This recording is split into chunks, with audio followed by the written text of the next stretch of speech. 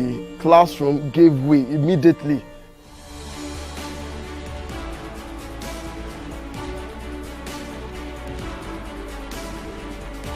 The only thing we could do to salvage the situation was to pull down the entire building and, build a new one.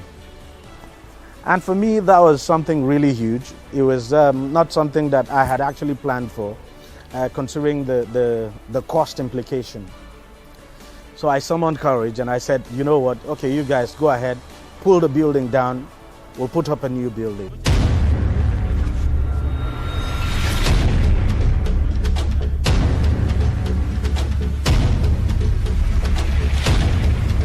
It was a tough decision, but certainly worth it.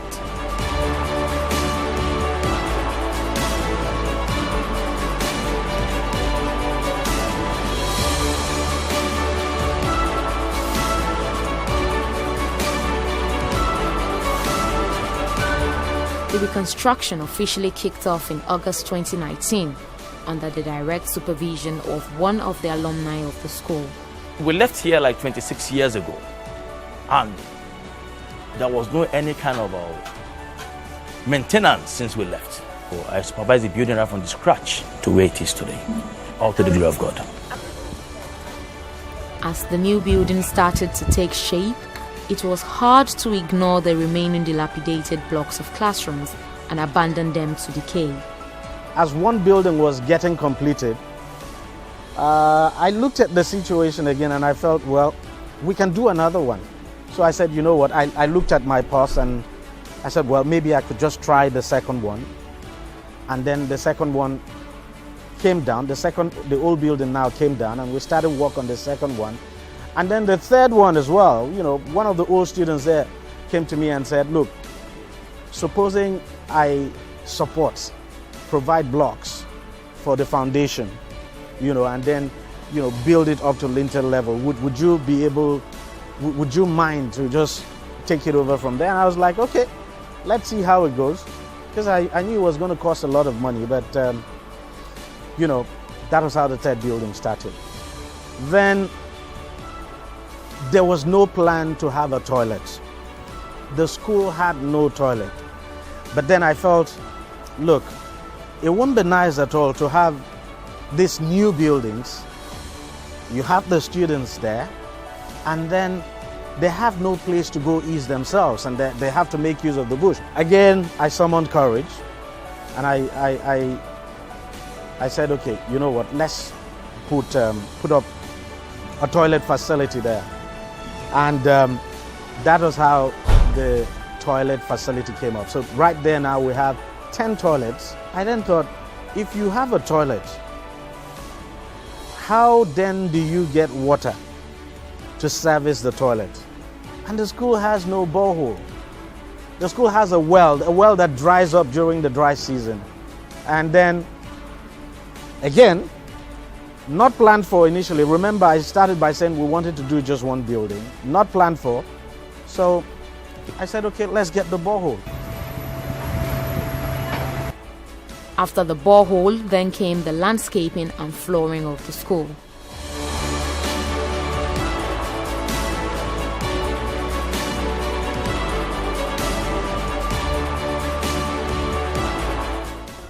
As the school continued to get a facelift, it was almost unbelievable for staff and students who watched their wish become a reality.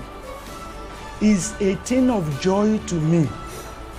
But on a daily basis, when I come to school, I have to look down and see the buildings, which is not common, it's one in town.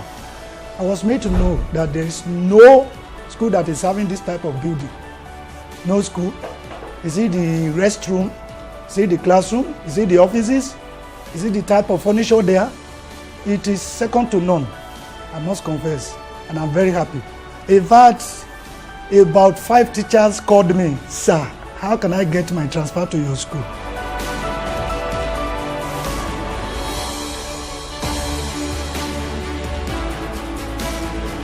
And we start everything together. You understand? The foundation, the building, the roofing, the plastering, the painting, and everything. I was there with them, being one of the host students. By the time our students see what is going on in the school, they were all happy. You understand? By the time we want to do little works there, I have to call them. This is your class. You are going to use this class. So what can you people do for us? And they were happy in helping us. Packing sand, gravel, all these things, little things that they can do with joy. They were happy doing it for us, being their school. And I believe by the time we are going for new section now, we are going to have more students.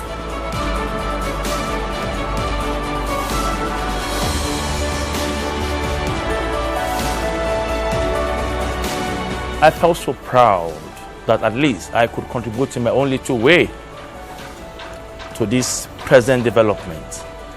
This project is single-handedly done by one person, a God-sent person, who is not a politician. He doesn't get free money from anywhere. He works hard to get his money, and he's not investing for any profit. Like I asked Deji, because we said, bro, what are you even doing this for? He said, Maurice, I'm doing it for God and for humanity's sake. That look, I don't need all these students for anything in my life. I don't need them to survive. I don't need them to get to any position. But someday, my children might need them. It's a very good thing. It's really done well. I feel so proud to be part of 94 set. I feel so proud to be a friend to Deji Bademosi for all what he's done. And I feel so proud to be part of this project. The school, which was once looked down on, has now become a point of reference and top choice for people in the community. Passing on the road, they were actually branching to see that could a better structure be on this school with what they have been seeing. So look at the design, look at the space that we managed to get what we have, and a very spacious classroom, corridor with a staircase that can ease the going and coming of the students. So in fact, the facility that is there make it far better.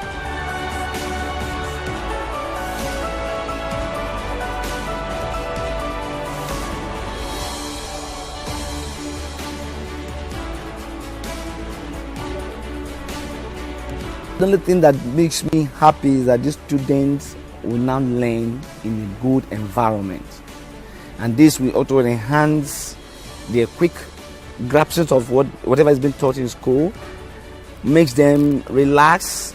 You are safe. They feel safe now. I think the last time we went there, we saw the building. I couldn't imagine how they could understand what the teacher is saying. But one, you're not sitting well. You're either standing and you're receiving your lecture, or you're sitting with somebody. But with what we have on ground, I think the student will be happy, will learn well in that good environment.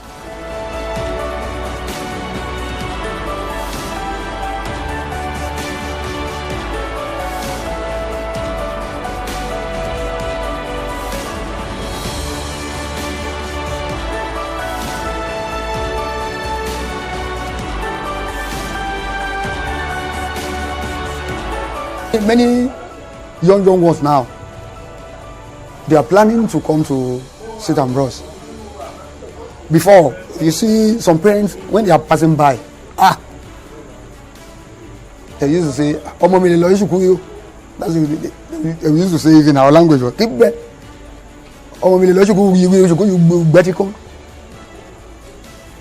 I myself then, I cannot say this is my school.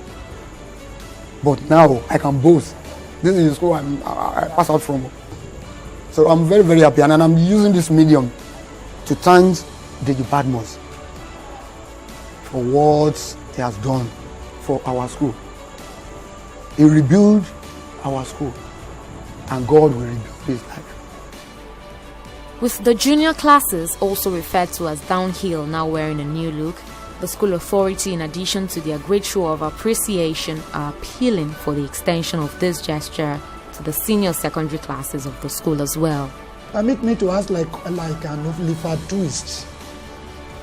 If this structure could continue to the senior section, it will be very good. Not as somebody living in a modern building, coming to a leaking classroom, a classroom where there's no fan, a classroom where there's no, in fact, dusty, stinking, rotten chairs. The chalkboard is even not good. It will not be so good. Permit me to tell you that we don't have laboratories in the school. Every classroom in this school is leaking. It's dusty, smelling. I'm sorry I'm using these words, but if you care to look at them, you will not like them. So will it be for a student that is graduating from junior section to senior section? It will be demoralizing. For the man who has single-handedly done all of these, his primary goal is to pass a strong message across to the government, old students, and the general public. My hope and intention is that when the government or the governor, if the governor comes to commission this, that when he comes, he would at least see what an old student has done. And then that could serve as some kind of motivation for the government now to do something. And not just for the government now to do something, but also important for other old students to take a cue. I mean, those who have, been blessed to at least take a cue. And what I tell people is, I'm not a rich person, I'm not rich. It cost me so much. And, but you really don't have to be rich to do certain things. So as an old student, even if it's just a block or two you're able to contribute, that would go a long way. And also very important is that, people have always said journalists always take, they don't give. And this is to disprove that journalists we don't just report situations. So sometimes, journalism could make you do some very unexpected things.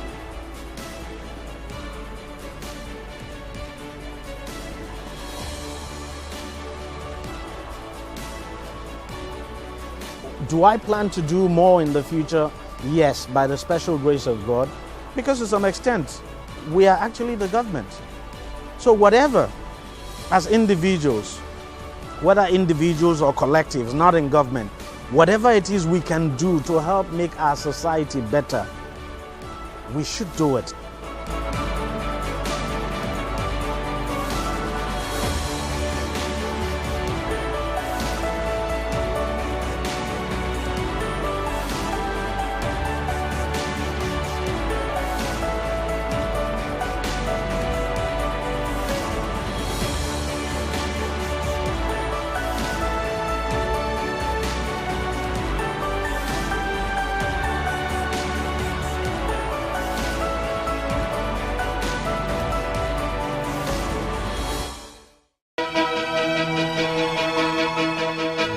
Opinions are free, facts are sacred, but truth is universal.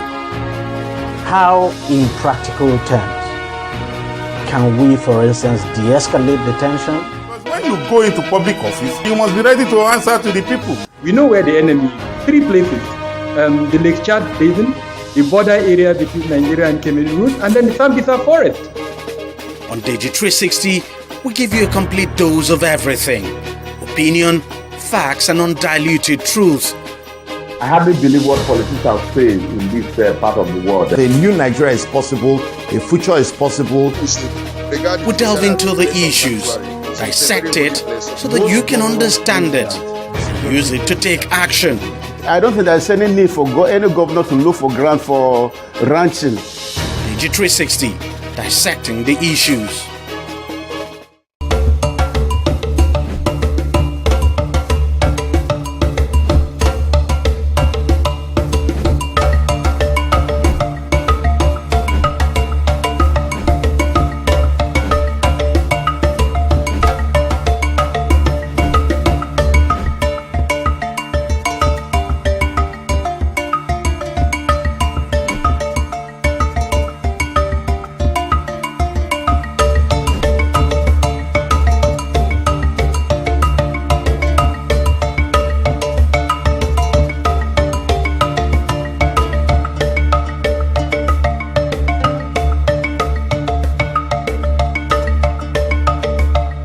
Hi, I'm Ayofel Larinde. I'm a visual artist and a photographer, but I major mainly in scribble art, which I see as an art form born out of frustration.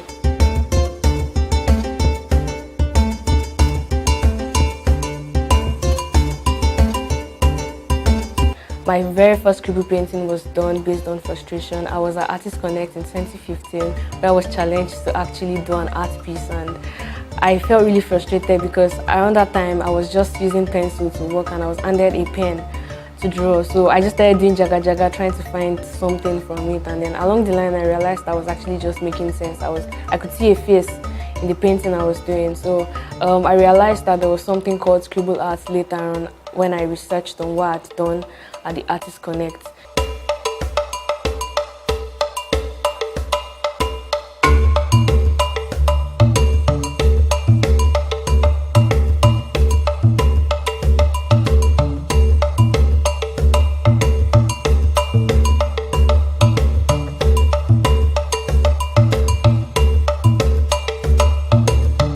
Scribble art, basically, like I said, is an art form born out of frustration and me wanting to accept myself, me just accepting my flaws, and me also creating sense out of nonsense and using disharmony to actually form harmony. So it's more of like me joining crooked lines together to actually make sense. It's just wobbling lines around to actually form something, to actually arrive at a point.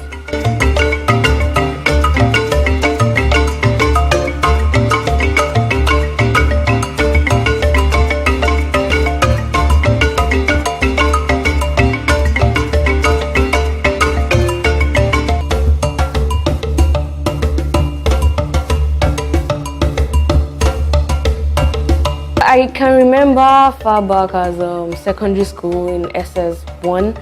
I was in biology. I was a science student in biology class then. I needed to make some extra money for pocket money. I was in the boarding house then, and I could draw from my textbook. I could imitate things I could see. So my friends used to give me their works, biology assignments, to draw skeletons and everything. So most times whenever we have assignments, I'm the one they come to. So I used to do it, and then I got into trouble.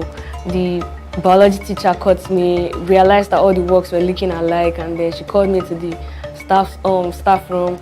Around that time, the visual arts teacher too was around, so he saw what was going on and he was like, this girl can draw, she can even shade. Okay, she should actually come around to the visual arts class. So I enrolled for the visual art vocational studies then. I was doing science and I was also doing art on the side. So I started developing interest because art to me was just for fun. I didn't really know that I had the gift. I just knew that, okay, I could just draw things, and I realized that most of the times when I draw, it was basically from what I was feeling at that time, or basically because I just wanted to feel good.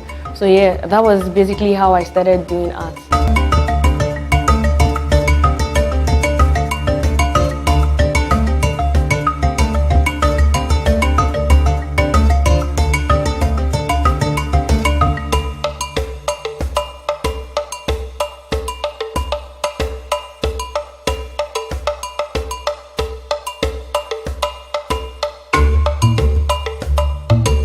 Initially, my inspiration basically was only from myself. I was inspired by my own journey through life, but along the line, I started gaining more interest in things around me. I started gaining more interest in history.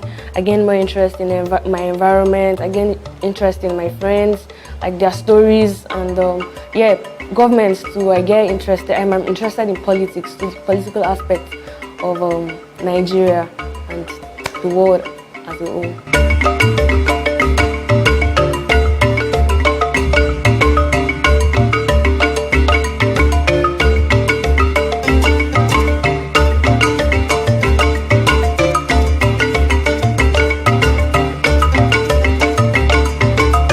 Achievements. Okay, first off, I think being an artist first is an achievement for me because people are destined, people are born for greatness, yes, and people have been given different skills. Some people do hairdressing, some people do makeup, some people dance and all of that, but I'm really thankful to God for this gift that I have, which is art. So I see that as an achievement because it consoles me, it fills me up. And then secondly, I was nominated for the Future Awards Africa last year, which was very, very surprising because I was nominated beside the people I see as my bosses. So like being around those people and being the youngest amongst them was quite overwhelming. And then I got some other nominations from Leading Women's Africa. I was 1 out of 100 Leading Women's Africa, most inspiring women in the world. So like that's like the major highlights for like the awards I've won. There's also the one for most creative students in the whole of Unilag. There's one for most creative students in Africa, and yeah.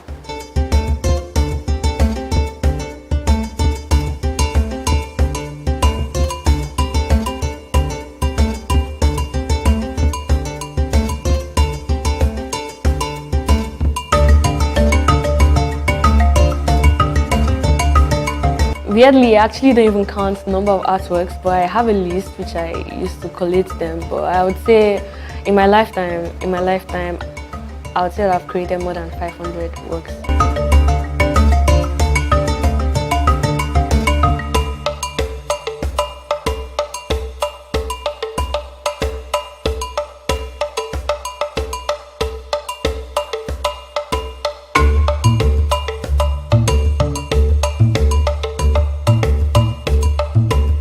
I dance. Before I started doing art, I used to dance. Actually, dancing was my first love. I used to dance professionally, but I had to stop because my parents didn't see it as a career as much as also the way they didn't see art as a career. So I had to just stop dancing, but it's something that I still wish to go back. And aside dancing, I also am a photographer. I take pictures. I also do short films.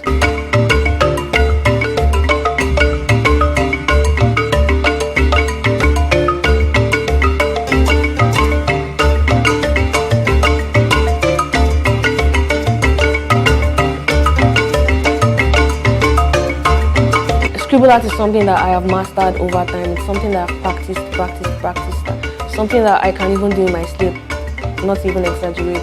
So like most times it's really not difficult because I'm the kind of person who sees or who gains inspiration from dreams. So there are sometimes when I'm asleep and then ideas just come and next thing I wake up, I draw. I already know what I want to do. And then there are times when it is actually very difficult, times when my works actually challenge me. I do some particular works and it speaks to me in ways that I can't even explain. So times like that, I give the piece a particular period, say a year, before I go back to it. So there are times when my pieces challenge me, like when I'm doing something very personal. For example, when I had an artwork done for my biological dad, it was really attacking because it just laid down questions that I couldn't answer personally.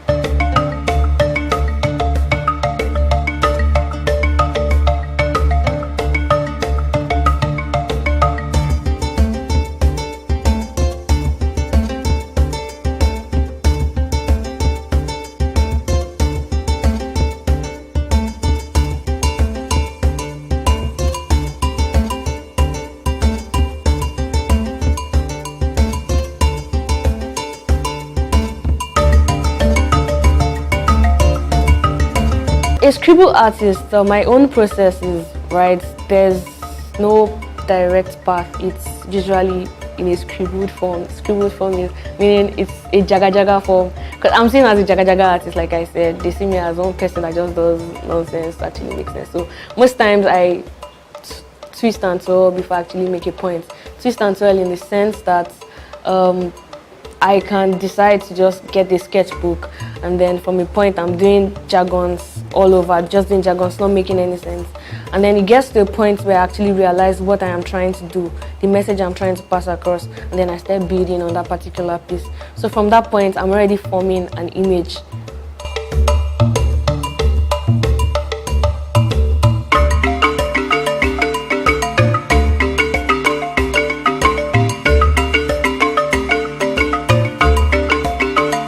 I never finish an artwork. I never see it as a finished work. I feel like whenever I create an art piece, there's always going to be a continuation. And most times, it is when people get like buy the works off me that I call it finished because I no longer have it in my possession. But like sometimes I break down pieces into series because I can't finish one on a particular canvas, so I have to continue on another canvas. That is where that's why there's need for collection or series when I'm working. So, for example, my Igbo landing works. This one behind me here, It's actually a series, a 5-in-1 series.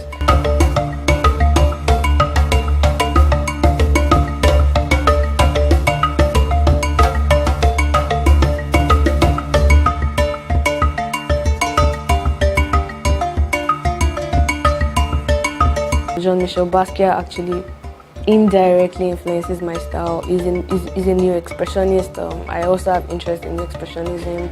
I like his method, and I feel like his approach towards creating has influenced me in so many ways, because like I said earlier, I basically just approach the canvas and I see drawing on the canvas as me learning. I see it as an opportunity to learn. So when I draw, whenever I scribble, it's more like I'm actually learning. So that is how it is for Basquiat. So whenever he approaches his canvas, he just basically scribbles paints around. He scribbles paints around, and while doing that, he figures out some things about what he's doing. So I think that's the same thing, because I see art as a learning process. So he has impacted me in that form. Although Basquiat is dead, but yeah, I still look up to him a lot.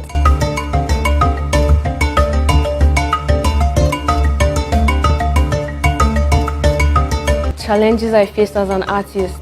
At first it was acceptance. I was really chasing acceptance, and I realized at the point when I started getting accepted, I started losing myself, because I wasn't, basically it felt like I was just doing works just to please people, just to please people's satisfactions.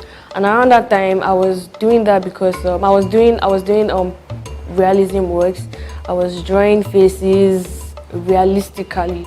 And then I realized I wanted something more, and in the process I started doing my own thing. I started doing scribble art. So yeah, at first it was acceptance, then there was the financial aspect. I mean, it takes a lot to get art materials, it takes a lot to get a studio. I got the studio late last year with my friend Bayo, which I currently share with. There's also the whole art scene in Nigeria. It's not so encouraging, because I feel like they keep recycling old artists or dead artists, and they are actually emerging artists doing so well. I have friends around that practice so well, they practice so hard, the works actually speaks to me, and it speaks to a lot of people, and I feel like there should be room for them too, but it's kind of not so easy because there's politics everywhere, there's politics in the art scene.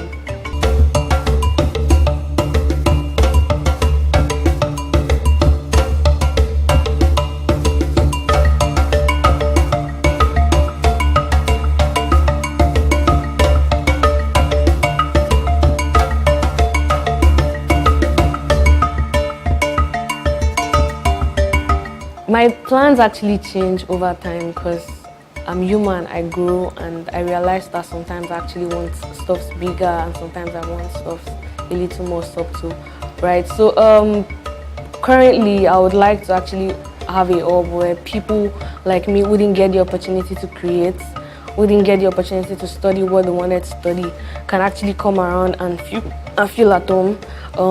People who probably find themselves doing things they really don't want to do can actually come home and meet other people, network, create. So there's going to be an art school, there's going to be a dance school, basically a creative hub where people can come around and learn. So that is like my dream. I would like to own a hub where I can do that, expose new talents, encourage them. And currently I've started doing that little my NGO. It's called Charity with Arts. We go to the streets or we go to orphanages and then we teach kids how to draw. We don't only just feed them or give them clothes, we also teach them, because we feel like once you have a skill, you already have a weapon, or you have your passport to the world, like to travel the world. So basically we just impact that knowledge and get them to practice more.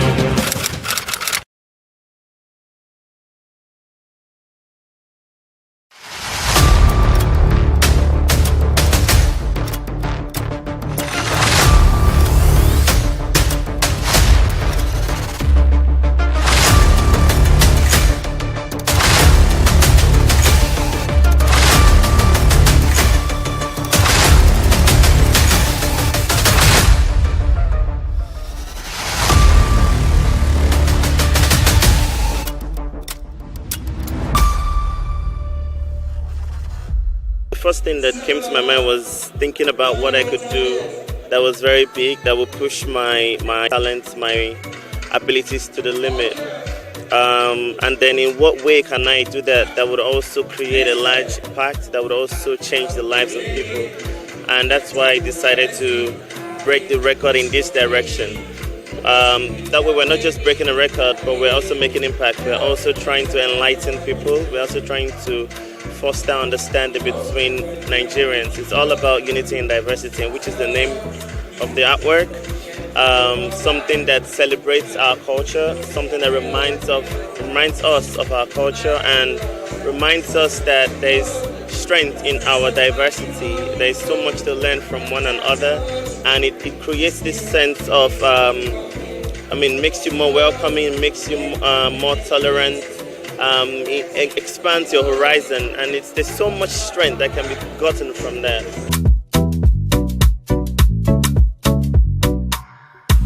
It's been nice in the making.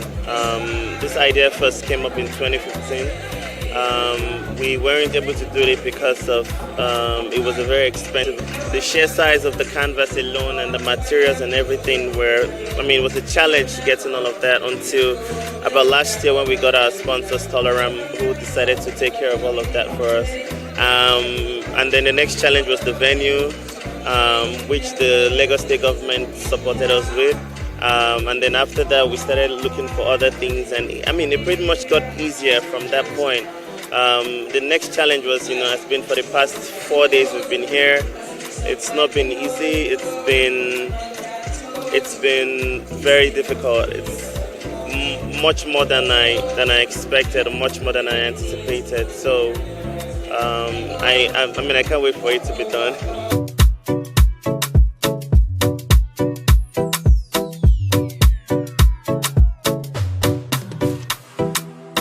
Very, very impressive, very exciting.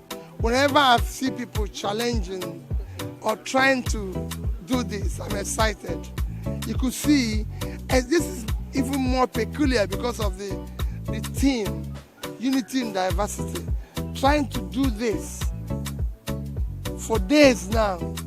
This is the spirit, entrepreneurial spirit Nigerian youth today.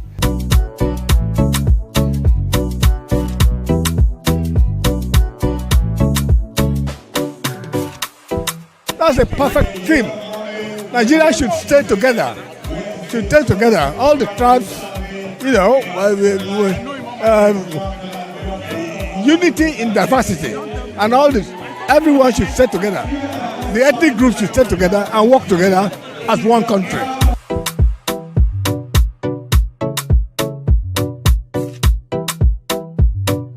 This is something huge. This is something big for Africa. This is something big for Nigeria. This is something big for Lagos. And I'm really proud and happy that it's coming from my brother and friend. The whole world is on shutdown right now, rooting for Fola David. We are proud of him. We are proud of what he has done.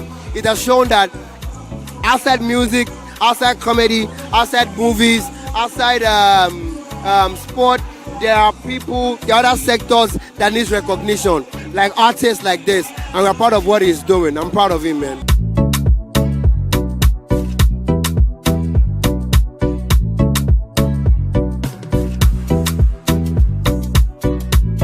Is landing Nigeria on a very high pedestal, and trust me, as far as I'm concerned, my kids dragged me here today because my son was actually asking that how is it possible to merge two professions at the same time. So when my son heard, he's just 5, and it's like, oh, how come he's a doctor and he's also an artist? Like, how is that possible? They want to see. And I told myself, I have to drive all the way from Ibadan to be present here today. Trust me, I am super happy this is happening to us. One win for one is one win for all at the end of the day, yeah.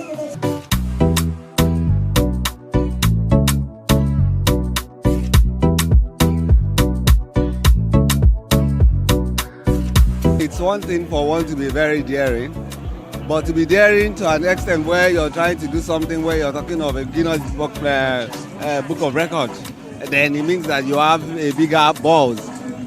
First of all, I think that Fola has been a special person. If you think about how he has transitioned from being a medical doctor now to showing his crafts, and then he's doing what he's doing now.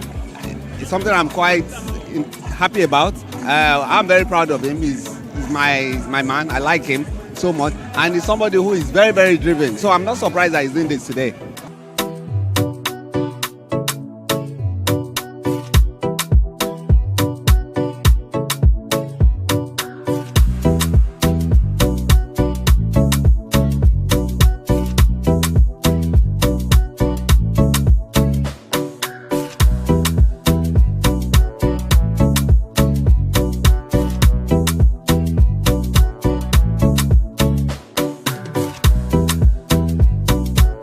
Start of a vast overhaul, a reshaping of the Nigerian narratives through art paintings, and I'm highly impressed. It's a good time to be alive, to witness such an amazing thing, breaking the world record and telling the Nigerian story.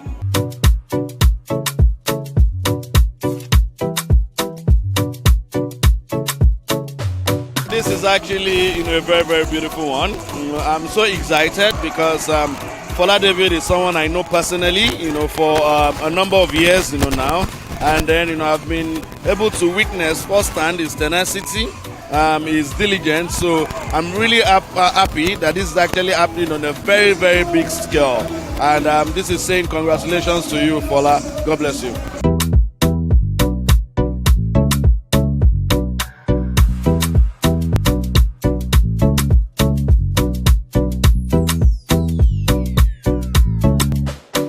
First of all, I want to compliment Fola Davis. This is very huge. I think this is nice to see that we are always breaking records, and he's doing something that is very inspiring.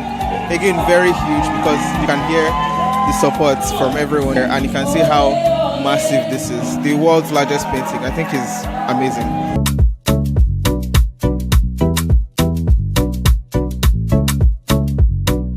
It's important that we know from every part of the country that we're one Nigeria, right?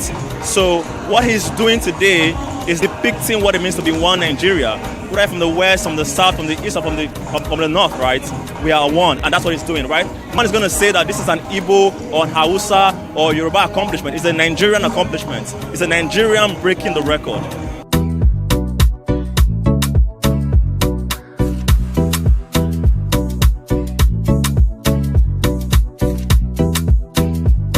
It's an inspiring one, and it's very, very creative because I feel like this is going to put Nigeria on the map again, and also the Nigerian art also. And I'm proud of Fola David, of course, and I want to commend him for that. Yeah.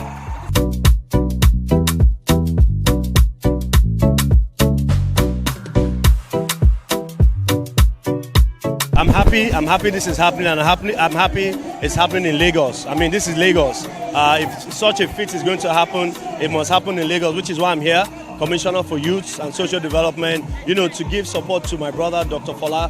And just the turnout is encouraging, but most importantly is to drive home the message of our administration of Governor Babajide Olusola Sanwo-Olu, where we're leaving no one behind. This is a creative economy, right? We have different youths in different, sectors doing great things. We have the gig economy, we have the creative economy, we have the sports economy. Irrespective of wherever you find yourself, we will always come out to give you the support that you need because, the sky is our foundation, right? And our Things Plus agenda, social inclusion, gender equality, and the youth. And this is what it's all about.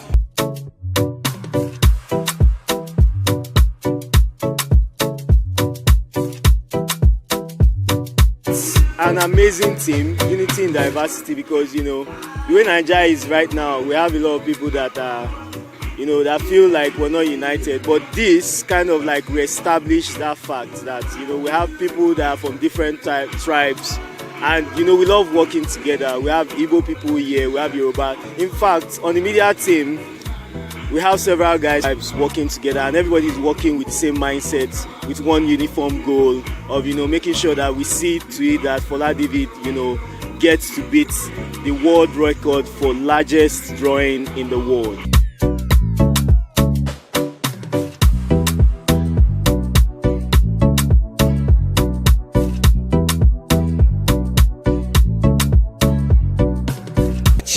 all, I feel blessed. But you see, for every other thing happening, I'm very surprised. I didn't think it was gonna happen. I know I wanted to do the drawing, and I was pursuing that. I was pushing and pushing for that. And I'm saying this, I didn't expect this to happen. I really didn't. We chose the stadium because we needed the size for the drawing, not because of this. I didn't know this would happen, and I'm so grateful.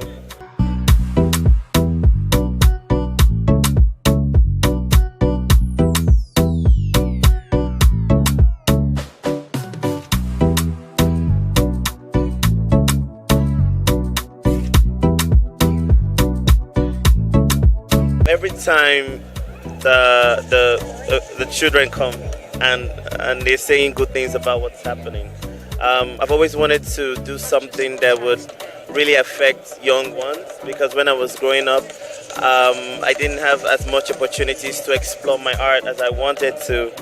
And seeing the young ones come and feel inspired and also feel like this is something they love, it really touches me. So it's really rewarding for me.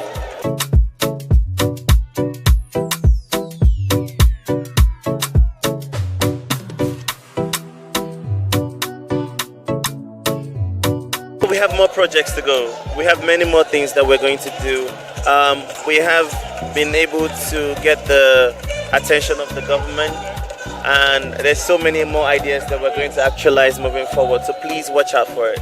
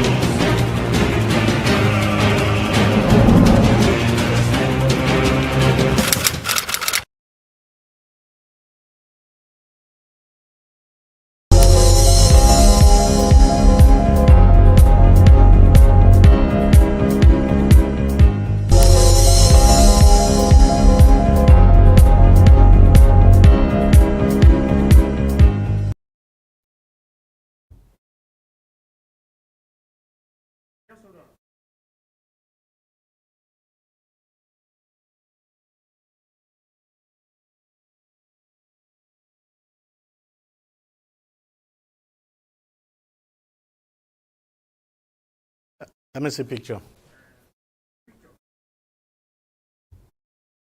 Okay. I think his headroom is too much. Better. This is better. Fantastic. So let's hold it this way. That's fine. Okay. All right.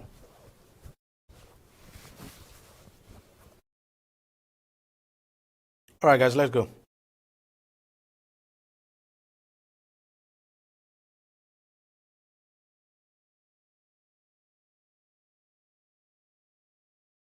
All right. 3, 2.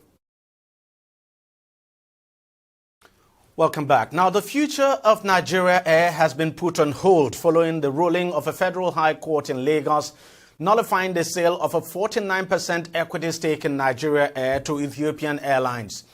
In his ruling, the presiding judge, Justice Ambrose Louis Alogua, also ordered a halt to the federal government's plans to establish the national carrier, Nigeria Air. Now, this decision was made in favor of the plaintiffs, that's the airline operators of Nigeria AON, registered trustees.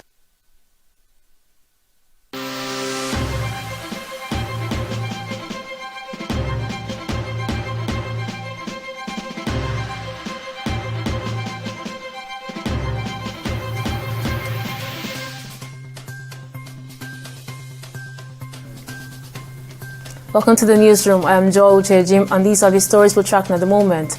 The president of the Nigeria Labour Congress, Joe Ajaero, has arrived at the headquarters of the Intelligence Response Team.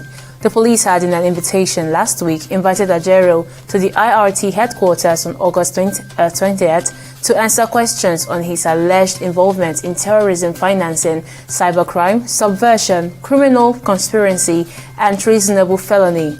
Ajaero, however, who could not make it, promised to honor the invitation on Thursday. And according to the National Emergency Management Agency, the heavy rains and flooding that have wreaked havoc across the country in recent times have spread across 28 states, claiming 175 lives and displacing over 200,000 others. The authorities have been urging residents in flood-prone areas to relocate as the rain persists, following the Nigerian Meteorological Agency's warnings about the heavy rainfalls, urging preparedness for potential floods. And hundreds of Nigerian nurses are stranded following the Nursing and Midwifery Council of Nigeria's continuous closure of its portal for verification of nurses' certificates. Many nurses are reportedly currently stranded in different countries abroad. Others are on the verge of being deported. And the World Health Organization has given the green light to Gavi and UNICEF to proceed with the procurement of vaccines for the prevention of outbreaks, especially monkeypox, pending the EU World decision. WHO Director General Tedros Ghebreyesus said this on Wednesday in a statement. According to Ghebreyesus, for years, WHO has been supporting affected countries in Africa to respond to sporadic outbreaks of mpox. And on the business scene, the federal government has signed a memorandum of understanding with an aircraft manufacturer, Boeing, to boost the nation's aviation sector. Disclosing this in a statement on Thursday, the Special Assistant on Media and Communications to the Minister of Aviation and Aerospace Development, Tunde Moshood, said the move would facilitate the acquisition of aircraft. And on the foreign scene, U.S. President Joe Biden is looking forward to talks with Xi Jinping in the coming weeks, top White House aide Jake Sullivan told the Chinese leader on Thursday as they met for rare talks in Beijing. Sullivan, the first U.S. National Security Advisor to visit China since 2016, met Xi as he wrapped up 3 days of talks in Beijing, which also saw him sit down with Foreign Minister Wang Yi and other high-ranking officials.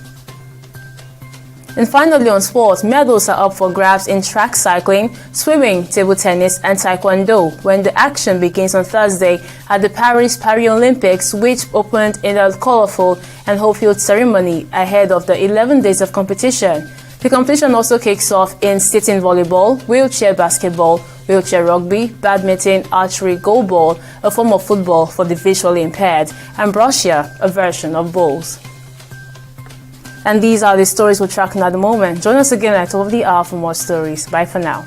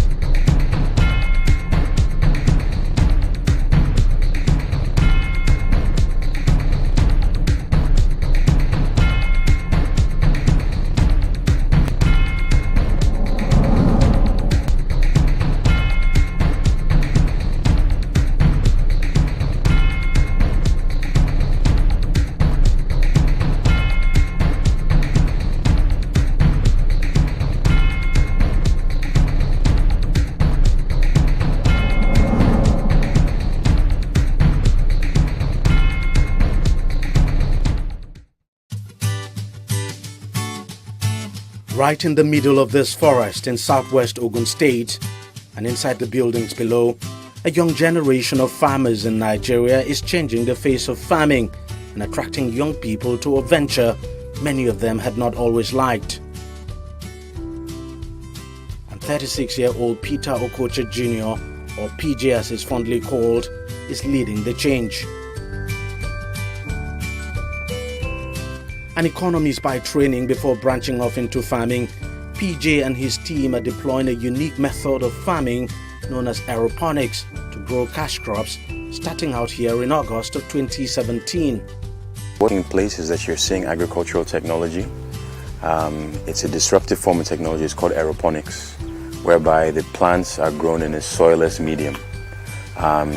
Essentially, there's no soil, and the roots of the plants, which are underneath these boxes, are being misted with nutrients and so forth. So everything is within a controlled environment, and it's fully automated as well.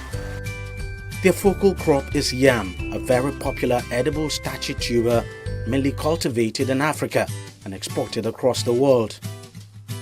So the yam subsector of the overall agricultural sector, it's a very lucrative sector. But the problem is that the requisite inputs haven't been applied. And so what we're doing in this program is saying that, okay, we know that there's a sector that currently has a value, according to the Food and Agricultural Organization based in Rome, of about $13 billion US. But with the requisite inputs, the yam subsector will go from $13 billion to about $19 billion. And this is Nigeria alone. So what we've said is that, okay, we know also that Nigeria accounts for 60% of the global production of yam, but yet we don't have inputs such as seed. And as you know, seeds, or the lab and the seed essentially is the genesis of the agricultural sector. So what we're doing is that in conjunction with IITA, we get clean seeds, essentially from IITA, from the lab, and then we come and we transplant to the system here. The system is a greenhouse where the yam seeds are grown in this row of boxes using aeroponics, more like growing yams in the air. Now just take a look at these leaves. Every leaf you see here is a potential tuber of yam. So to get a sense of how many tubers of yam we have here, you just have to do a count of all the leaves we have here. It's something very.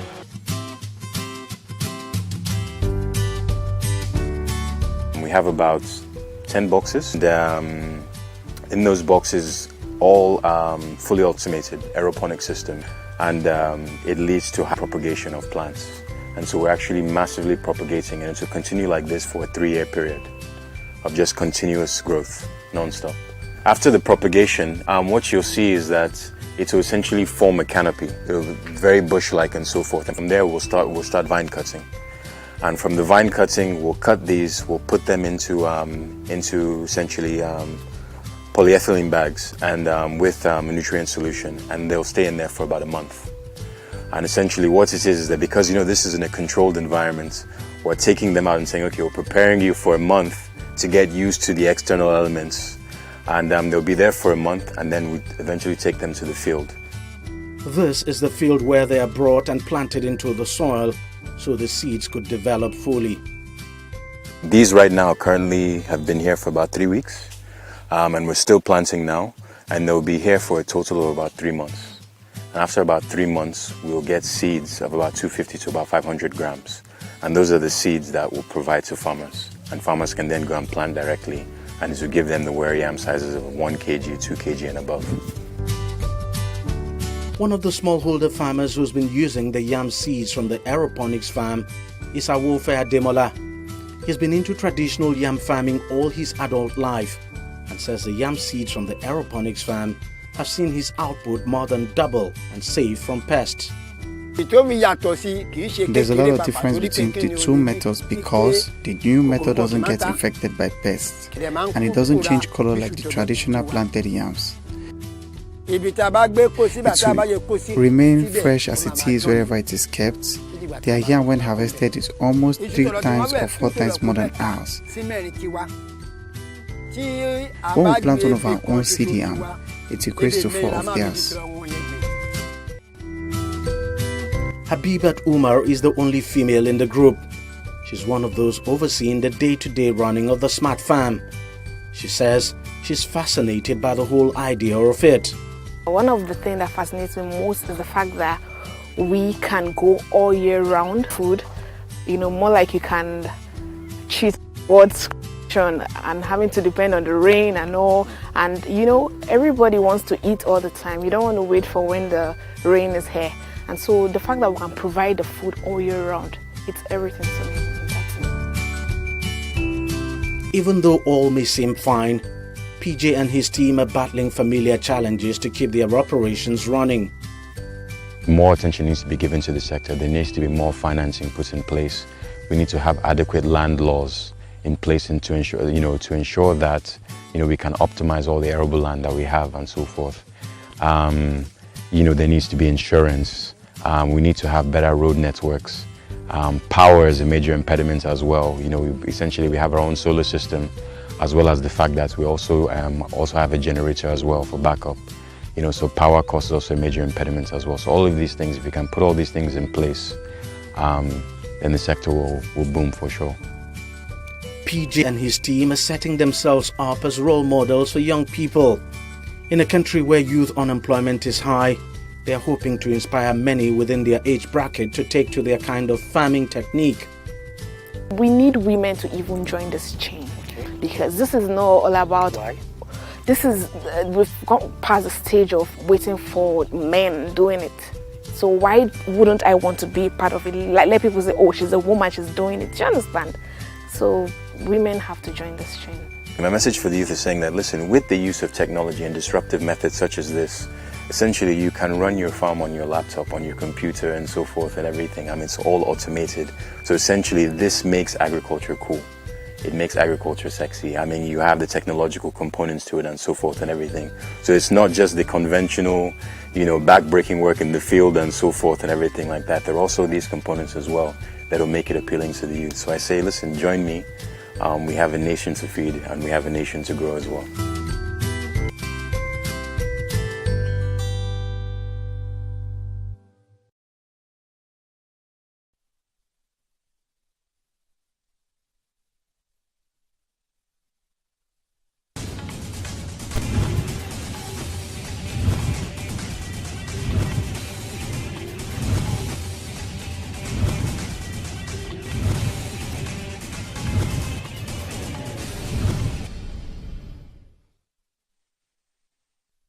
Hello and welcome to Lagos Voice. I'm Sydney Okafor.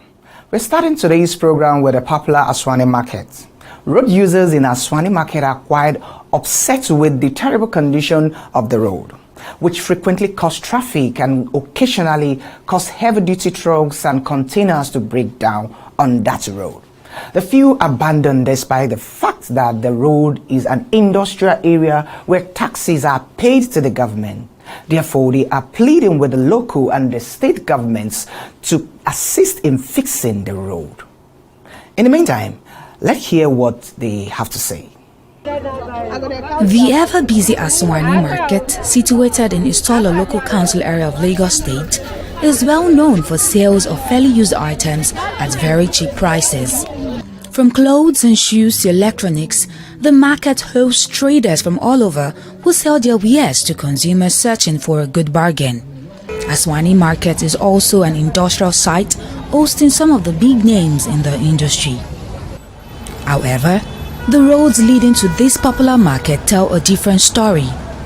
Despite the close proximity to the local government secretariat, the pothole-riddled road from the Aswani Junction is a complete hassle for commuters and vehicle owners. Road users who spoke to TV360 Nigeria lament the deplorable state, saying numerous calls to the Istola local council development area to rehabilitate the road have proved abortive. I've applied it over 5 years now, and I understand that wherever some container pass, the container can fall down, and when you fall, it cause a big hold up. It can even take 5 hours before motor move. So we are applying for government, asking, begging, pleading them to come and help us repair the road, because it has been a long time we are suffering for this road. Even our vehicle are not in a good order. When you drive, small time the thing scatter because of the bad road. So we have been begging government to come help us and do the road. too much. He have break my back axle. That I spent almost going to 100,000. The first one break because of the if I bend, my tire will bend one side like this, the thing will cut. So I have experienced it. That's why I say I want to be the poor person to tell government. And the thing is not funny because it make people stress. Sometimes you see traffic from that place to there. From like Aswani Day, tomorrow is Tuesday. Aswani Day, you cannot pass here because the hold up is too much because of the bad road. If it's rainy season, you can't stand here. As here is this, you can't.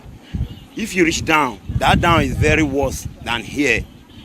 Many trucks used to fall down there. Many. And if they fall, take about many hours before they come and remove them. Can take 5 hours. Many traffic block many people coming from work, going from work, it will block. All here will be standard, no movement. When the truck fall down, we'll be here. This road, please, we are pleading. We are pleading from the government to help us for the road. This road is too very bad. We are not enjoying it. Why? In my country, I can't enjoy the road of my country. Why? It's too bad.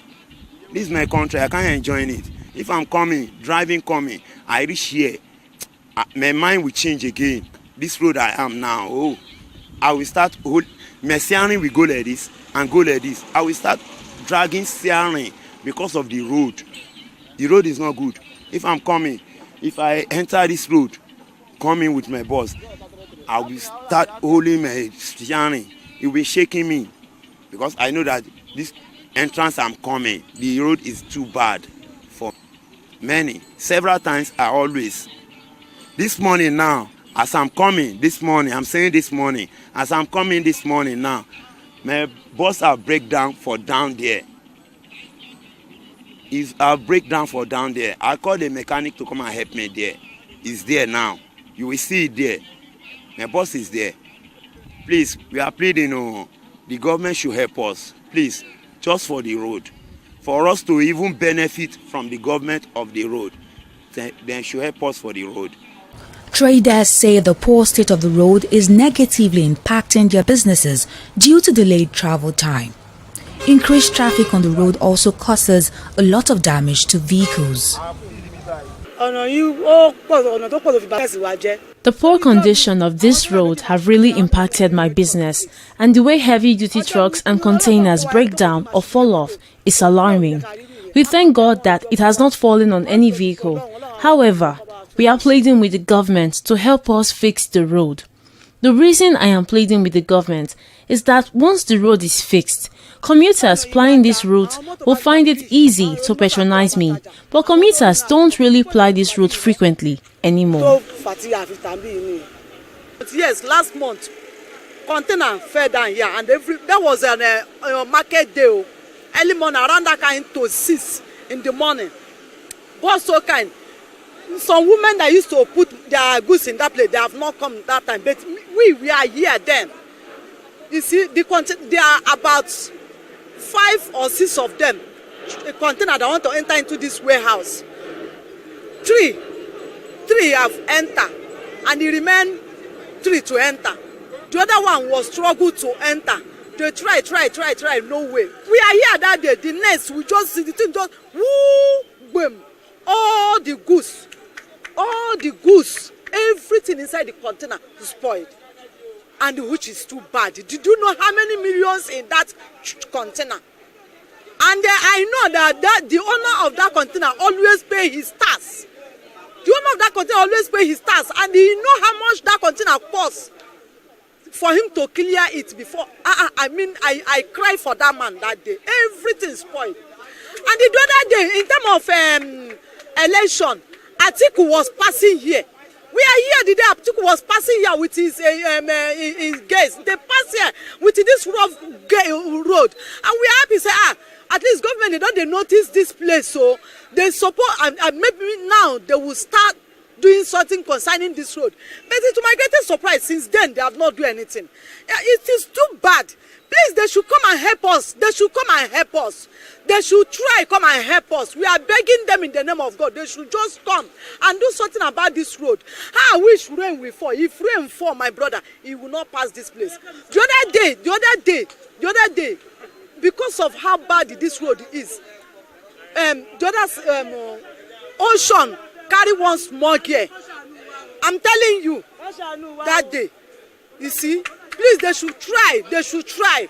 They should just have mercy. I know they have swallowed the mind of the lion. They should please. We are begging them and begging them. They should please come and help us and repair this great road. Although there have been communal efforts at fixing the roads with stones and sands to ease traffic, but that is not enough. The people say there's an urgent need for the state's government intervention. It's only individual can come out and feel some things. We be transporter. We will sometimes contribute ourselves, our motor, use our motor to pass stone and feel so that we can see where we can put our legs and move on. And this road has caused the damages for our motors. It's over. This is my third motor now, and it has caused a lot of damages in my vehicle. You can see my vehicle was brought down because of this vehicle. The pothole and every other thing. If the rainy season come like this, we cannot see where we can put our leg. This road is very bad. We are begging the government to come and do something about this road. Please, we are suffering. This road has caused damages to our many motors. Even not only my own, my colleagues. Yesterday, 3 broke down here. Today, my own broke down here because of one pothole I enter. I have spent a lot of money I could not spend, money I will use and spend sustain my family and feed my family. I put it in vehicle. Every week we used to maintain our motor because of the bad road and see it. Governments used to pass here, but they don't want to do anything. We are pleading the government to please come and help us and fix the road so that we all that applied for this road will enjoy. We are helping the masses so that masses will not be complaining about this road again, so that we can run smoothly and less our expenses for our own vehicle. While calling on the state government to come to their aid, these worried residents urge companies in their area to be socially responsible for contributing to the rehabilitation of the roads.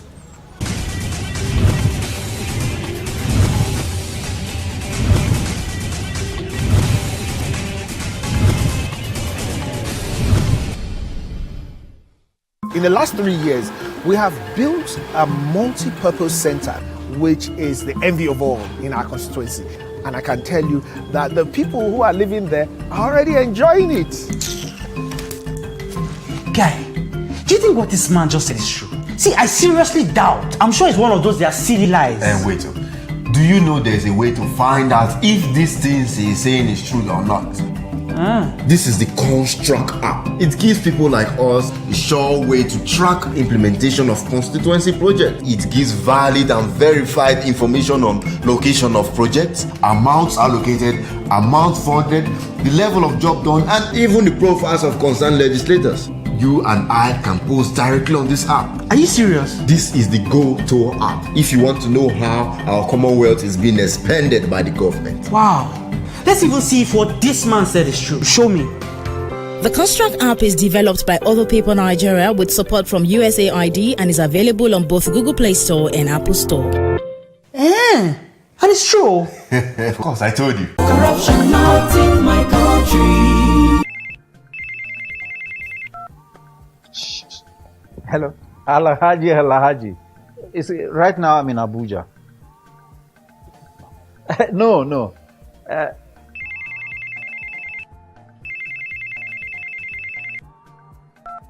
Hello? Adamu. Right now I'm in Kano. Yes.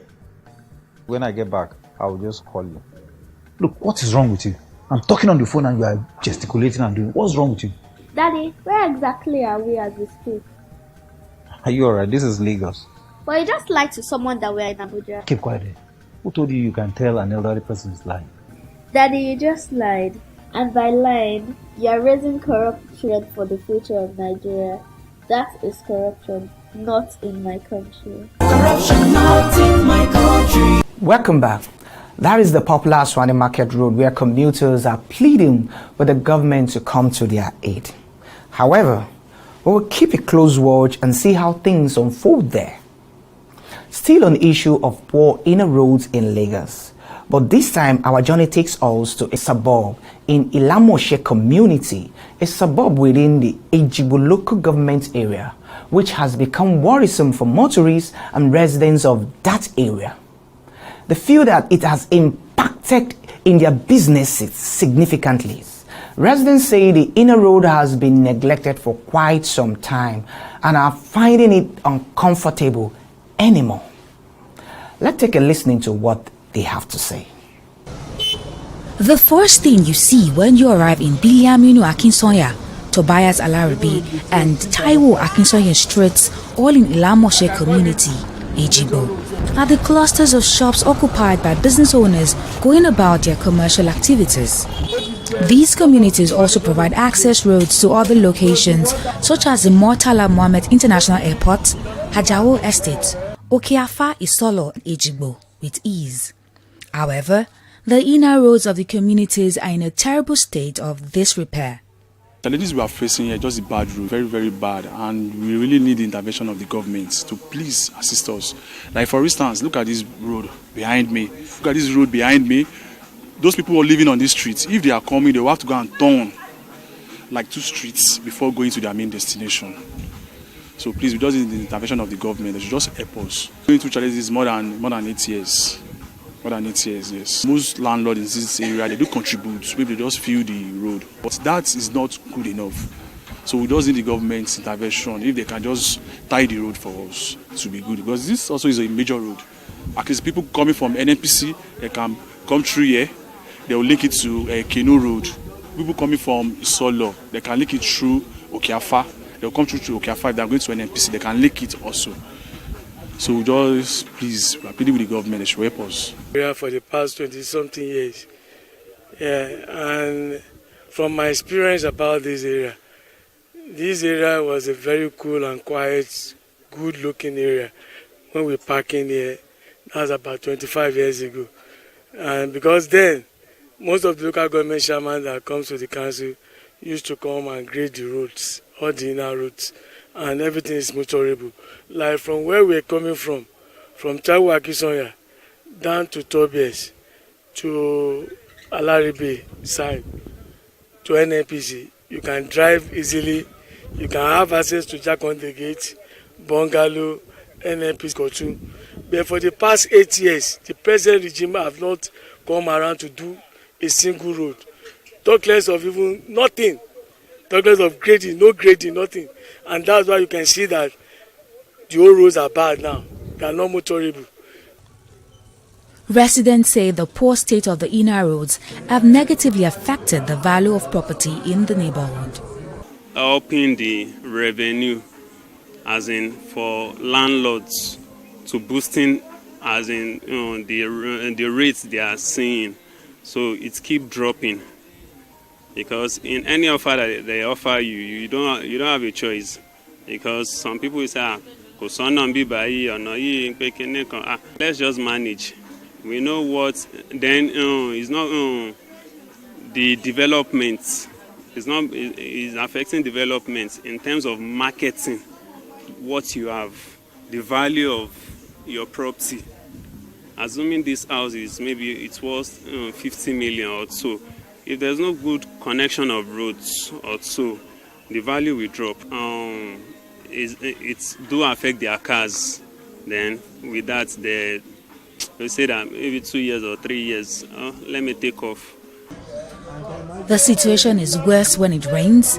It is terrible for commuters and motorists to navigate the waterlogged roads. Like we're in Adeshugba now. Adeshugba have been having problem of erosion. And because nothing is done, and that's why you can see that the road is cut off from the community. Nobody can pass there. Even trekking on the road is very, very not comfortable. You can see yourself, and that's what we are saying, that if you can see something like this in Lagos, when we go to other states, we see good roads, inner roads linking the community. But it's just very shameful that here in Lagos, in Ejibo LCD, we can see this kind of road that is very cut off from the community. Too bad. There's no proper drainage on the roads. Then the flood is really affecting us, which most time it doesn't flow well. Assuming there is a proper drainage, easy flow of water we go. So then, secondly, we are pleading on the government that they should come to our rescue and support us in a sense of engaging people in terms of environmental sanitation. They should try and bring in the sanitation back so that at least everywhere is going to be clean. Stakeholders in the community call on the government to come to their aid urgently. Before the road getting to worse, but I'm so happy today you people come. I believe the new government will do something worse than what that now motor cannot pass for many years. Our business is not moving, anything is not moving again. We are just staying for sure, we are not making money. And we are still paying money for the landlord, and there's no interest for a long time. So I pray people coming today to develop the area. Our business will move, things will go on, life will still continue. Sometimes the debt payment we cannot pay because we are not getting anything from the road. Motor does pass, even the legs cannot pass. So by the time finishing the road, we'll be able to pay the lock-off shop, trade permit, because business is moving. But for some time, business is not moving. So I expect you to come and help us. As you are coming, I'm so happy. Believe people will just come back and go empty-handed. With the next some days, you'll come back and do the work. We're so happy. This is a dry season. During dry season, it will be worse off. Dry season is worse off. Some streets here are almost cut off. So we hope with this your enlightenment for them to know our plight here, maybe they can come to our aid. The only thing that I can observe that was really done is this major road connection between Kenu and our area. And that's the only thing that you can see that government have been, and it give me be January 27 road. Nothing again so far. The efforts of the landlords and the CDA have been able to give the environment a palatable, I say just a palatable environment. But if the government comes out with good roads, you understand me? Even maybe lighting too, you understand me? Everybody, the area will be more, and attract more people. Really, we should be able to take advantage of being near the airport. Yes, to be able to enhance our hands around this area, even our commerce around this area. But just because of bad roads, this has not been like that. But the hope with this your effort, is coming to hear from us, going back to hear from the government, maybe the government will come to our aid. We appreciate it, definitely, we appreciate it. Community leaders claim to have written to the government, but all they get in return are promises. But in the meantime, they resort to self-help by patching the roads with stones as temporary measures to keep them accessible while they wait for the government's intervention. Welcome back. You heard it from them. Let's hope the government comes to their aid urgently. Thanks for watching. That's all we have on today's episode of Lagos Voices. See you next time, and bye for now.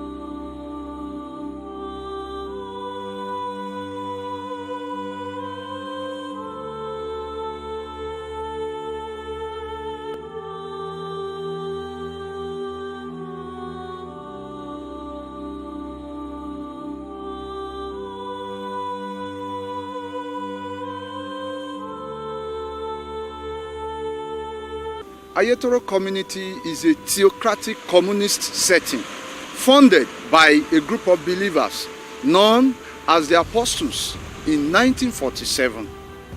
Ayetoro community in its heydays has the largest per capita income in the whole of West Africa.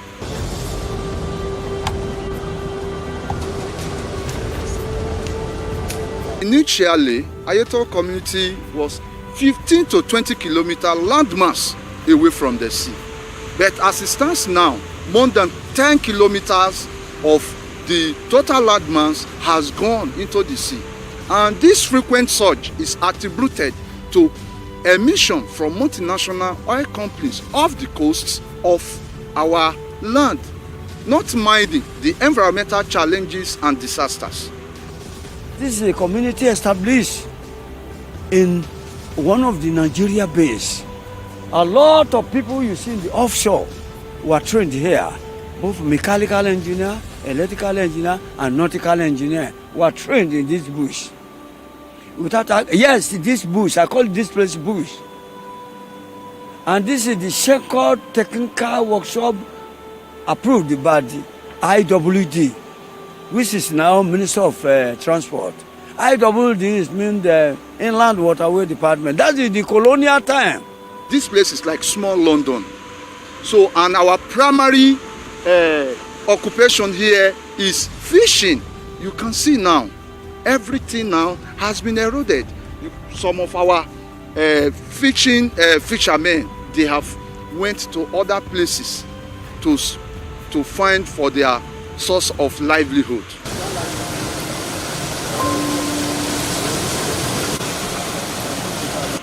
It's just a sudden that we have been experiencing corruption coming every day by day. And since that time, we have been making effort to the federal government because we are law-abiding citizens. We believe that we cannot engage ourselves in a radical ways because we believe that by protesting, writing letters, federal government can come to our aid. By the videos, a lot of things we have been doing since we have expressing the Sea Church.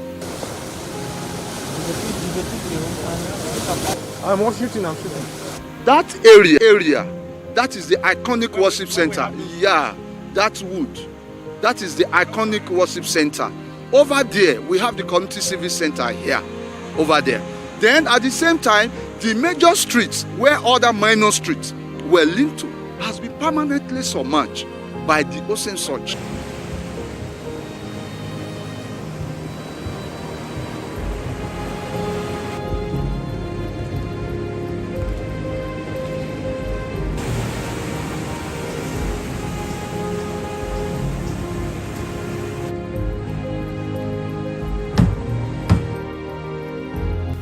I'm seriously worried. I'm worried because this recurrency surge is affecting us in virtually all human aspects of our life. Social life has been collapsed, economic-wise has been collapsed, health-wise, nothing to sing and dance home about. Even our religious activities, our life, religious life, has been collapsed totally. Because Ayetoro community is a religious setting. The church moved here. We have not just come here to trade or to do other activities. The church is the community is the church. So every aspect of our life has been totally, damaged by this current, recurring sea surge happening in Ayetoro. Over 20 years, we've been into this. People have lost, several properties worth millions. Buildings has collapsed. Over 500 to 600 to 700 buildings have been washed away. Our industrial power has been collapsed. Ayetoro community is known to be a self-developed community on its own, without any intervention of the federal government or the state government over the years. Yet we kept on going. If by now the ocean surge, as a result of the oil exploration that is going on in our offshore, is destroying our land. Up till now, we cannot see the hand of the government coming to help and to rescue us. It is so sad, and that's why I'm worried. Tí ẹ bá wo gbogbo ibi ilé ló kún bẹ̀, gbogbo ilé yẹn ni òkun ti parẹ́ pátápátá. Bó dẹ̀ ṣe ń wó ilé yẹn ló ń wó gbogbo àwọn ohun àlùmọ́nì wa, àwọn ohun tí a ní, ilé, ohun ẹrù wa, ìmíì gan tó bá ń wo báyìí tí a bá tètè dìsámúra àti gbà lọ́wọ́ ẹ̀, ó gbé gbogbo ẹ̀ lọ nìyẹn. Fund the trip of those guys down here.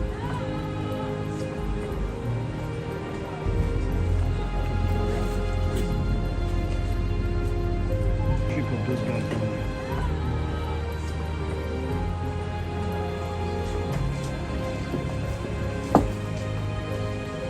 This thing is excruciating, it is extreme. In fact, every blessed day, people used to die because of the thinking that the community that was founded at their present has been eroded. So it is extreme, it is serious, it is harrowing. My father's house happened to be the extreme house before the Atlantic Ocean. We lost it 2017. 2007, that was when we lost it. It's highly devastating. Even the one that belonged to my grandmother, we lost it. That was along primary school road. We lost it too. So I've been affected. I'm highly devastated. Now I'm a tenant in my hometown. Imagine how is it? Highly devastating. We need support of the entire world to save this community. Ayeto community is a community that must not go into extinction. It's a very serious situation.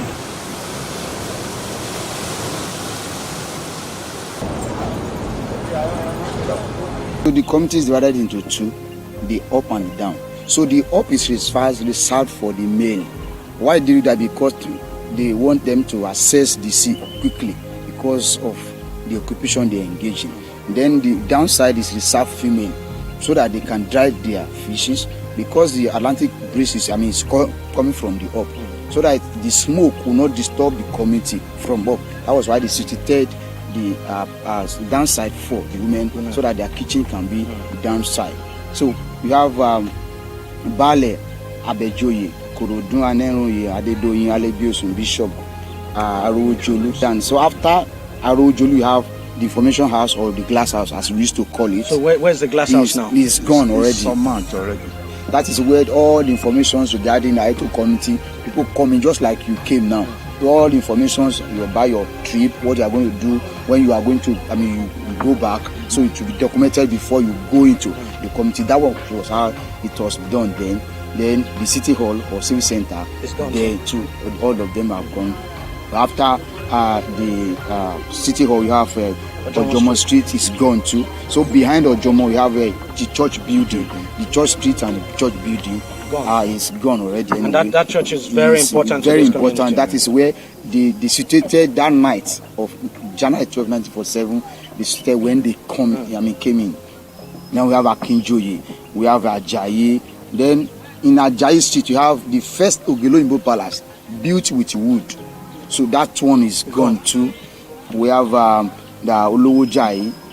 Then after Olowojayi, you have the shoe making industry. There used to be a shoemaking industry. One of the industry, a small scale industry. Then behind the shoemaking industry, you have the clothing making industry too. So that one too is gone. So we have after Olowojayi, behind it is the shoemaking and the clothing making. We have Olowo Topa Oyinbo. We have Omogbenwa. Then after Omogbenwa, we have the carpentry. So the carpentry workshop too is currently threatened. Half of it is gone. Then you have Tobase. Then after the Tobase street there, you have a mini supermarket.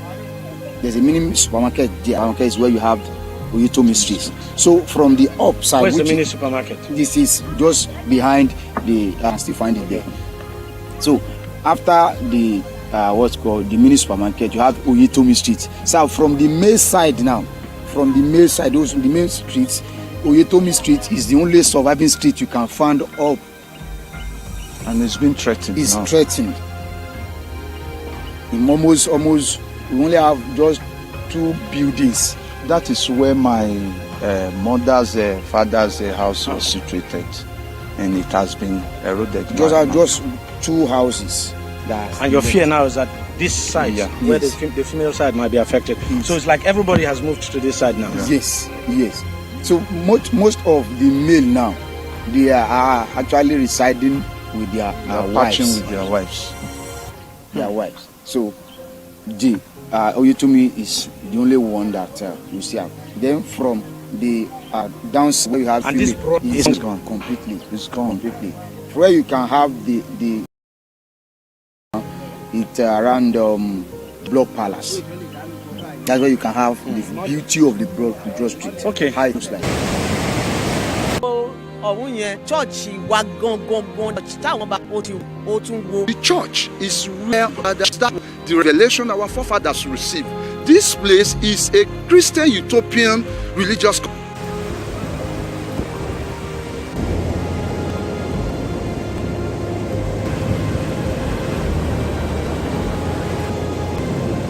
Actually change the land totally. Let me put it that way. Look at the land mass as I went 15 kilometers to the shore. So people had to think Dr. Nonke wrote that the only challenges that they have been is the accessibility to the shore. Too. That is as at that time, and it's been a long time. So it has actually changed the landscape, and we are worried about it. This is the community technical college. Here we are. Now you can see now this has been ravaged by the sea surge. Now that place, that is the bakery that we are using before. This last month, the sea surge has ravaged this place, and we've relocated to another place. So serious. That is the powerhouse generating plant. It has been affected, greatly affected by those sea surge. We also have dockyard over there where marine boats were built in the past. That place has been submerged as well. So nothing to write home about in the community again. All our social, cultural activities has gone. The secondary schools has been relocated for about 3 consecutive times now. Nothing again.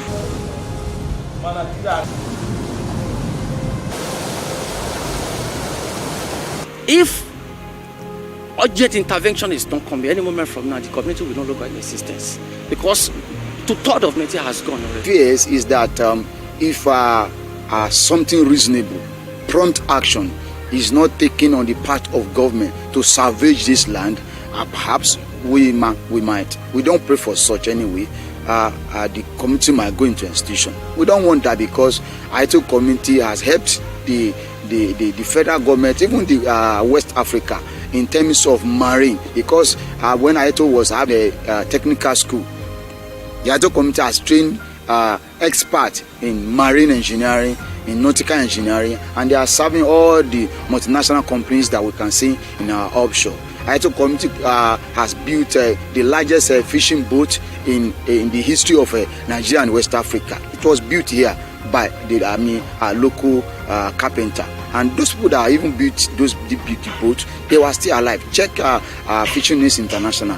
It's there. If prompt and urgent action is not taken, within a space of 2 months, where we stand here will no longer be.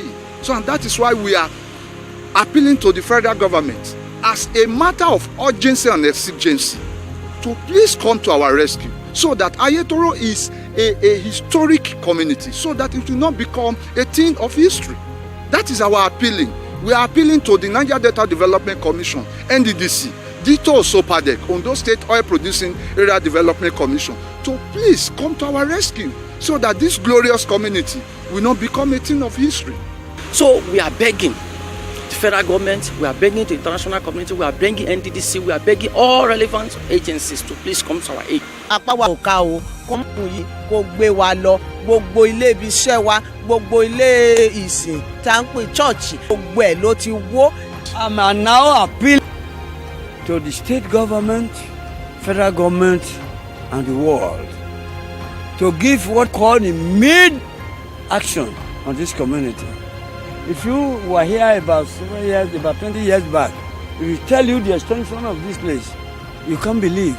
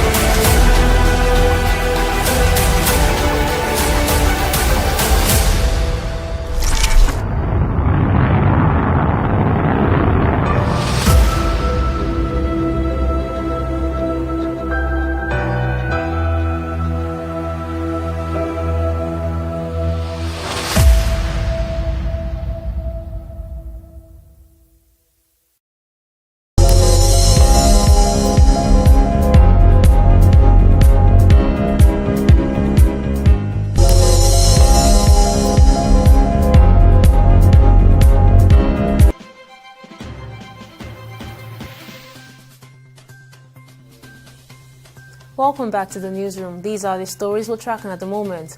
Akwa Ibom State Commissioner of Police Wahid Ayilara has passed away.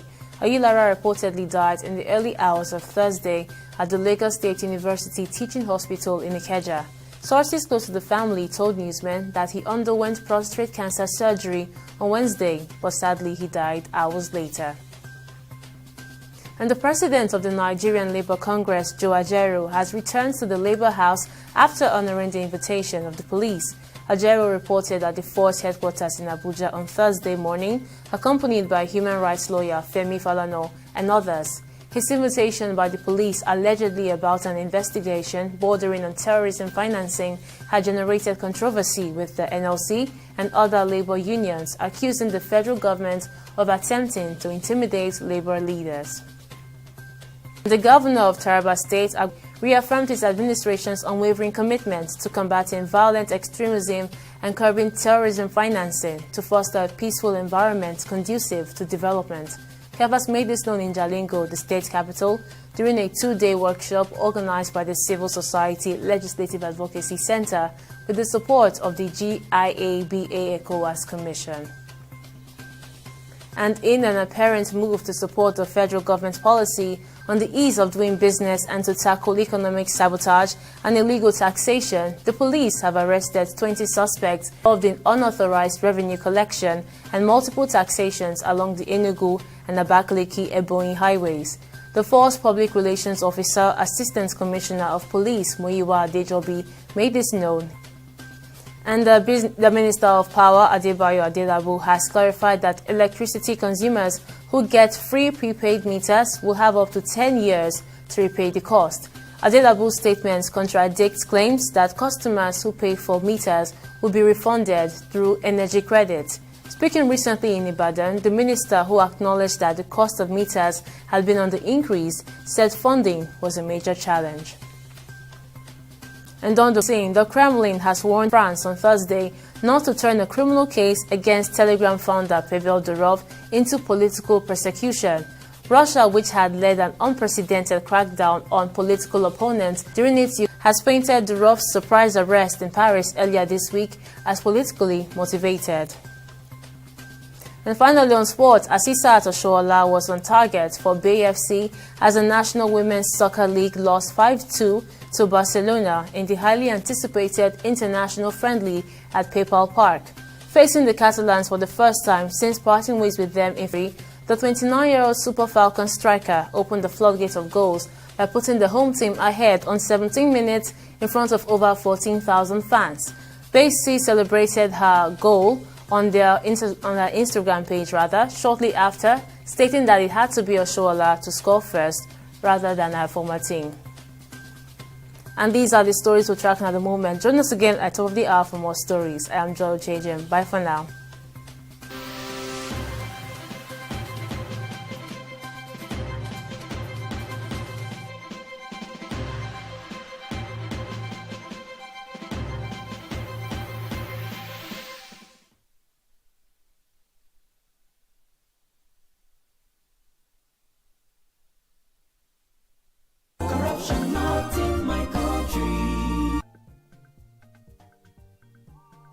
Cut. All right. What's your name again? Kemi? Yes, sir. Good. Are you ready for us for next week? Yes, sir. Next. Ndewo, sir. Ndewo. Look, what we need here is one who can speak fluent English. Give her a chance. I need a angel to hold me. Hold me, my beautiful angel. Cut! It is Angel, not Angel. Please, I'm done with you. Excuse us. Kemi was far better. It's not about our rendition. It's not about our performance here. By the time she and her friends join us, you will know how far. Can I have her phone? She has a robust profile. Real robust profile.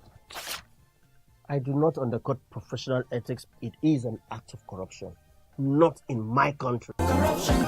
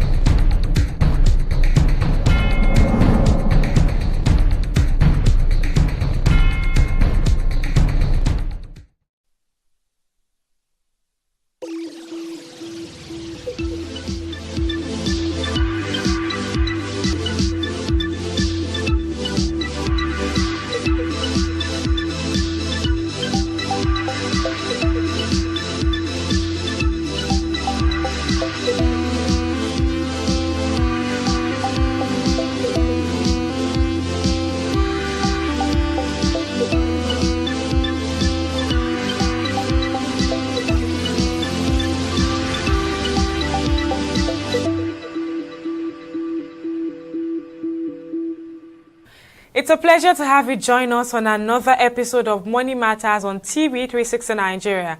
I'm Okbayemi Owoshemi. We start off with business news. The management of the Nigerian Midstream and Downstream Petroleum Regulatory Authority has issued an operational license to Edo Refinery and Petrochemical Company Limited, or LOGBO, in the Ikpoba Oka local government area of Edo State. The authority's Chief Executive Officer Ahmed Farouk, in a ceremony, handed the certificate to AIPCC, the parent company of Edo Refinery and Petrochemical Company Limited. During the handover, Farouk commended the company for keep achieving the feat and encourage the firm to do more. Responding on behalf of the AIPCC Energy, the refinery's head of technical operations, Shegun Okeni, said the company will continue to make contributions to the petroleum refinery and gas processing subsector. And in the aviation sector, workers have decided the Nigerian government's demand for 50% revenue collection from the agencies, which was to begin on Wednesday, August 21st, 2024. The Secretary of the Joint Aviation Trade Unions Forum, Nandi Hector, says the protest was altered following a directive from the government aimed at resolving issues within the aviation sector. Hector clarified the nature of recent protests held by the aviation unions, emphasizing their peaceful intent to highlight the challenges faced by industry agencies nationwide. We'll take a break now and be back with more stories in the corporate world. Stay with us.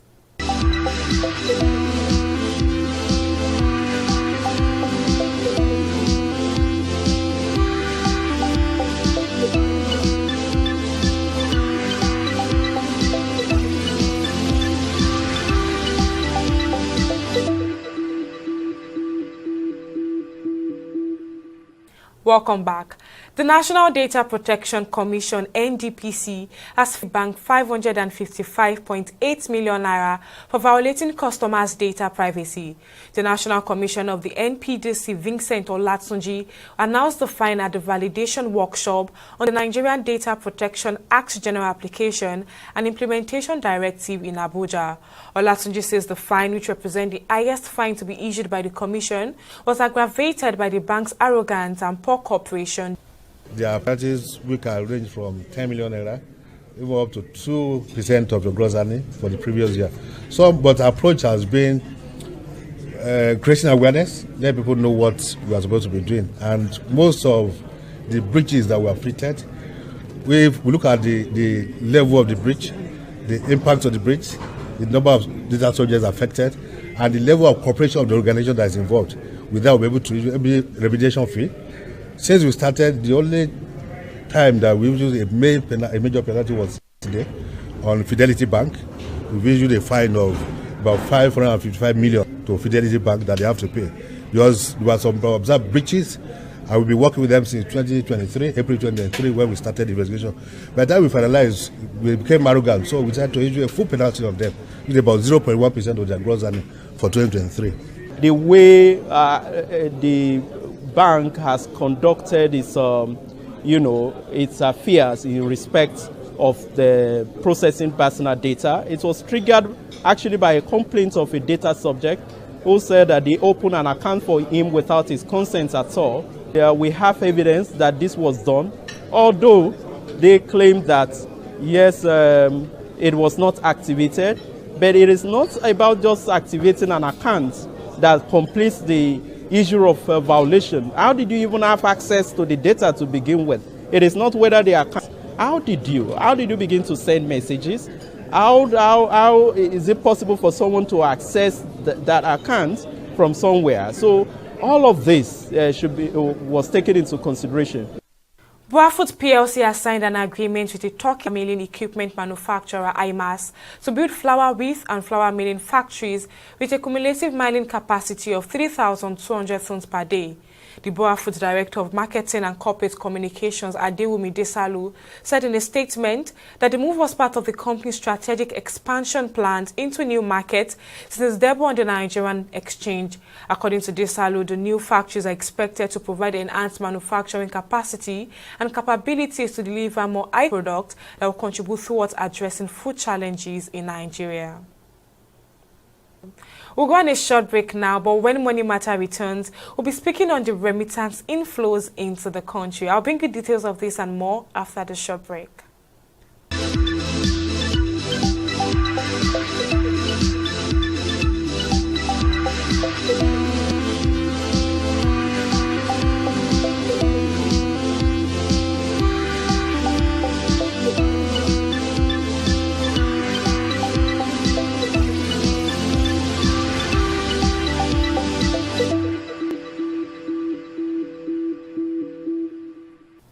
Welcome back. The Central Bank of Nigeria has reported a significant increase in remittance inflows, reaching $553 million in July 2024. That's a 130% increase from the corresponding period in 2023. In a statement issued on August 20th, the Apex Bank's acting director of corporate communication said the figure represents the highest monthly total inflows on record. The statement explained further that the substantial growth in remittance receipts was Nigeria's foreign exchange market.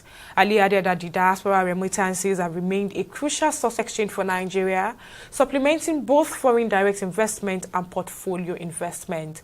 Now, joining me to discuss this further is economist Segun Shokton program.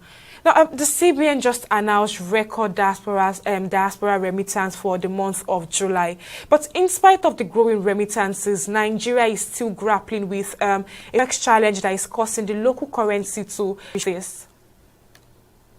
Well, the continued decline or the continued struggles that we see Nigeria, battling with, as far as the exchange rate is concerned, is it's the outcome of policy steps, policy measures of both the central bank and the federal government over the last year and 3 months, and it's not going to go away just because a policy was announced last month and maybe the markets are responding to it. Maybe the international diaspora community is responding to that. Before we begin to see the gains of some of these developments, we'll have to be talking, a couple of months down the road before we begin to see, the gains of having these significant increases in diaspora remittances. We would have to wait 2, 3, 4, maybe even 5 months. Now, why do I say this? The diaspora remittances, what they will do is basically to increase liquidity and supply within, the foreign exchange markets. Yeah. So if this happens this month, what we've seen in July, if it's sustained for the month of August and also sustained for September, then you would see a significant appreciation of the naira because of the additional liquidity that this inflows will bring about. Bearing in mind that no all policies from government undermines those gains.